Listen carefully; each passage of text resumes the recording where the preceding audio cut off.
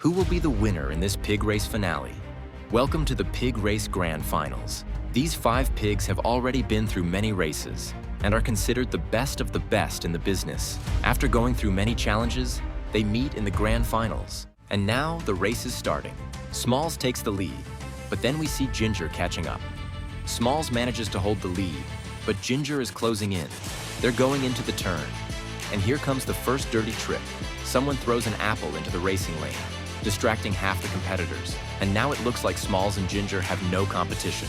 They're overcoming obstacle after obstacle, jumping the fence, and here comes the finish line. Something unthinkable happens, and Ginger beats Smalls at the last second. But Smalls still wins on points.